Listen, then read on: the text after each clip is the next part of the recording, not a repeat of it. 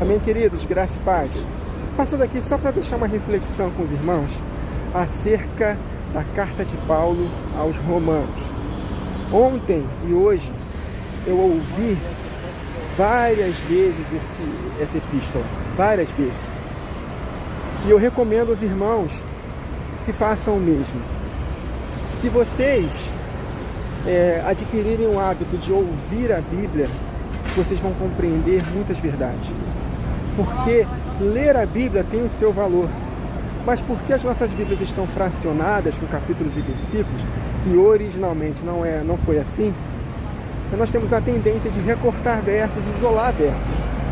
Muito dificilmente alguém consegue ler, por exemplo, Romanos todo de uma única vez sem parar. Muito difícil. Agora, quando nós ouvimos uma gravação, e no YouTube tem vários canais com vários livros da Bíblia gravados, e aí facilita para a gente, porque a gente ouve a Bíblia sem a divisão dos versículos, e a gente consegue captar melhor o entendimento. E foi exatamente dessa forma que eu consegui compreender o teor da carta aos Romanos. E qual é o resumo da carta aos Romanos, Wagner? O resumo é o seguinte: o apóstolo Paulo, quando ele começa lá no capítulo 1 falando acerca de vários pecados, e no capítulo 3 também falando de vários pecados, a gente sempre associava somente aos ímpios. Mas o apóstolo Paulo está falando da própria nação de Israel. Então todos aqueles pecados terríveis foi a própria nação de Israel que cometeu, queridos. Por quê?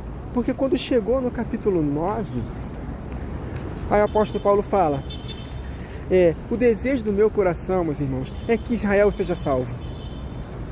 Aí na mesma hora o Espírito falou comigo, tá vendo, Wagner? Está desde o capítulo 1, o apóstolo Paulo está falando da nação de Israel. E aí eu comecei a entender, poxa, legal, o apóstolo Paulo ele estava falando acerca da nação de Israel, dos pecados que ela cometeu, para que os gentios exatamente lutassem contra a carne e não fizessem isso. É simples assim. No capítulo 2, vamos recordar aqui, ele fala lá, tu que tem por sobrenome judeu, que tem a lei, se vangloria na lei, mestre, instrutor de mestres, mestre de crianças, tu que ensinas que não deves adulterar, adulteras, tu que ensinas que não deves furtar, furtas, tu que te ensinas que não deve adorar imagens de escultura, comete sacrilégio, rouba-lhes os templos. Então não é justo diante de Deus os que ouvem a lei, mas os que praticam a lei hão de ser justificados. Então, se você que é judeu tem a lei e não obedece, os gentios que não têm lei fazem o que naturalmente ela ordena, ela será justificada. Ou seja, é um contraste entre Israel na carne e os gentios fiéis.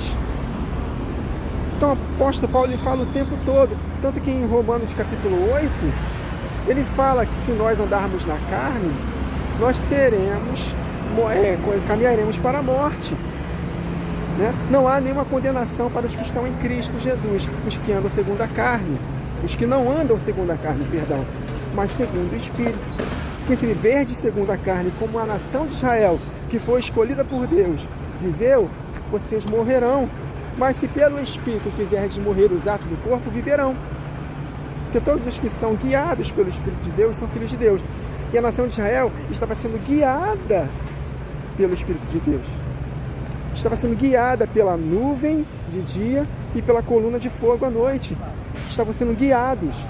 Mas por eles terem sido infiéis, andaram na carne, eles não adentraram a terra prometida. E hoje, queridos, nós temos uma promessa de adentrarmos a nossa terra prometida, que é esse reino milenar maravilhoso que virá. Então só vamos ser guiados pelo Espírito de Deus e adentrarmos a nossa terra prometida se nós obedecermos às ordenanças, estatutos que o Senhor ordenou na sua palavra. Simples assim. Aí o apóstolo Paulo fala que o desejo dele é que Israel seja salvo. E ele fala que há sim um remanescente, haverá um remanescente. Quem são esses remanescentes? Na época de Paulo, ele próprio era da tribo de Benjamim. Os próprios discípulos eram judeus. E a igreja da Judéia? Não te lembram? Muitos irmãos nasceram de novo.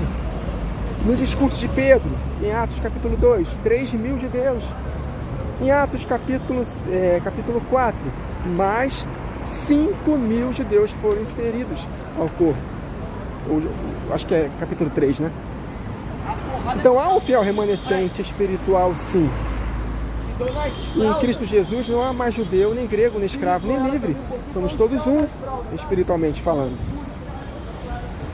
Mas se nós que não procuramos por Deus, Deus nos procurou e nós respondemos a Ele em obediência e fomos enxertados de forma antinatural na boa oliveira, nós devemos o quê? Temer. Porque da mesma forma, Israel não procurou a Deus. Deus escolheu Israel. Mas eles não foram fiéis e foram cortados. Então se nós, da mesma forma, fomos procurados por Deus, por causa do sacrifício de Jesus, da obra de Jesus na cruz, e aceitamos a Ele, nós devemos temer também. Porque se Deus não poupou os ramos naturais, pensa que não poupará nós também.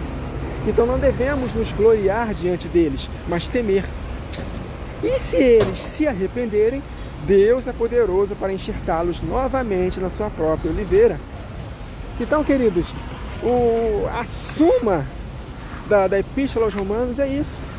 Quando o apóstolo Paulo fala acerca dos pecados da carne, nós associamos sempre aos ímpios.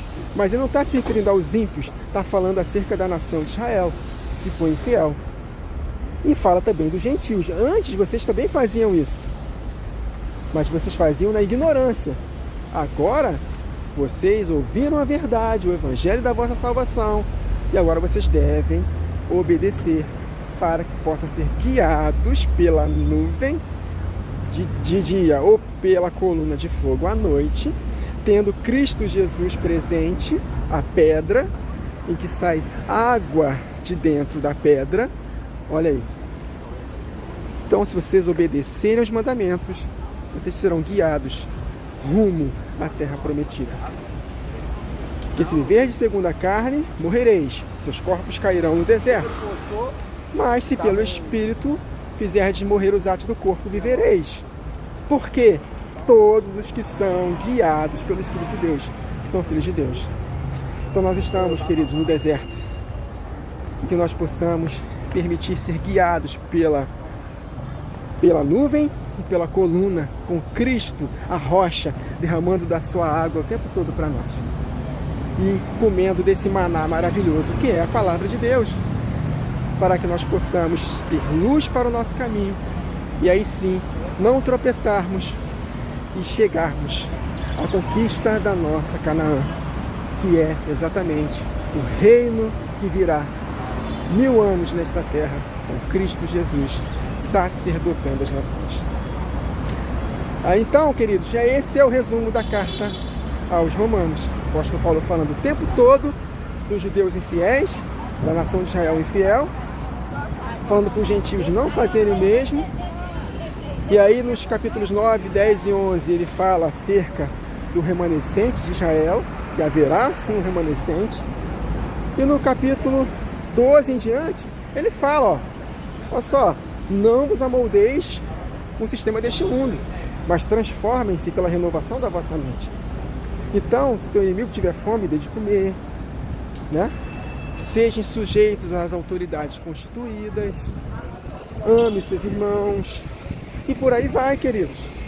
Aí ele fala mais uma vez, do capítulo 12 até o capítulo 16, tratados de conduta, para que vocês não possam perder a salvação, como os judeus que saíram do Egito de 20 anos para cima perderam, exceto Josué e Caleb.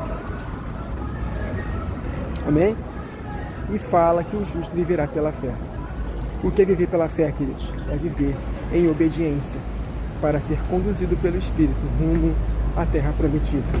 Ele começa o capítulo, ele começa a Epístola aos Romanos falando de fé, falando que nós fomos chamados para a obediência da fé, e termina no capítulo 16 falando exatamente a mesma coisa, obediência da fé. Então tudo que nós precisamos fazer é obedecer à lei do Senhor, os seus preceitos. O resumo dos 10 mandamentos é não praticar as obras da carne. E aí sim, fazendo isso, nós viveremos. Amém?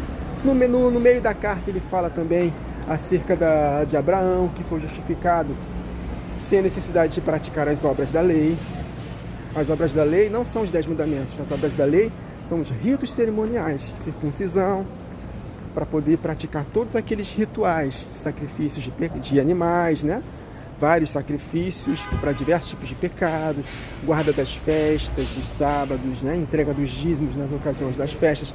Então nada disso nós precisamos mais fazer, porque Cristo Jesus é o cumprimento de tudo isso. Então Abraão foi justificado sem necessidade dessas obras. Então não é por essas obras que nós somos justificados. Nós somos justificados porque obedecemos à lei. Que lei? A lei régia, que Tiago cita em Tiago capítulo 2. E essa fé que o justo vive, obedecendo, sem obras é morta. Então, se a obediência é pela fé, fé e obediência são sinônimos, fé é fidelidade, então se nós não obedecermos aos preceitos do Senhor Jesus, que estão escritas não em tábuas de pedra, mas no nosso coração pelo Espírito Santo, se nós não fizermos isso, nós caminharemos para a morte. Então a fé sem obras é morta. O contexto de Tiago 2, de fé sem obras, é a não obediência aos 10 mandamentos. E aí no capítulo 8 ele fala, né, da grande tribulação. Nós precisamos, a igreja do fim, que vai anteceder a glorificação do seu corpo, a volta de Jesus e o reino milenar, é exatamente a grande tribulação. Então ele também instrui a igreja do fim a perseverar firmes em obediência, não aceitando a marca da besta e dispostos a padecer por amor a Cristo. Porque nem morte, nem vida, nem anjos, nem principados, potestades, altura, profundidade poderá nos separar do amor de Deus que está em Cristo Jesus nosso Senhor. Fome, perseguição, nudez, perigo, espada, nada disso. Se nós perseverarmos em sofrer por amor a Cristo na grande tribulação, aí sim, em todas estas coisas nós seremos mais que vencedores por meio daquele que nos amou. Amém, queridos? Os sofrimentos do tempo presente não são para se comparar com a glória que em nós há de ser revelada. Então, queridos, tendo esse entendimento básico, eu creio que agora, quando os irmãos forem meditar aos Romanos, vocês vão ter uma outra percepção. Vou falar novamente aqui. A suma da carta aos Romanos é a infidelidade de Israel e a fidelidade dos gentios, e a necessidade de perseverança. E Israel que foi cortado, se eles foram fiéis, se eles obedecerem, se arrependerem, Deus é poderoso para enxertá-los novamente na sua própria oliveira. Amém, queridos? Palavra do Senhor Jesus para o nosso coração. Até a próxima gravação, queridos. Que o Senhor nos abençoe.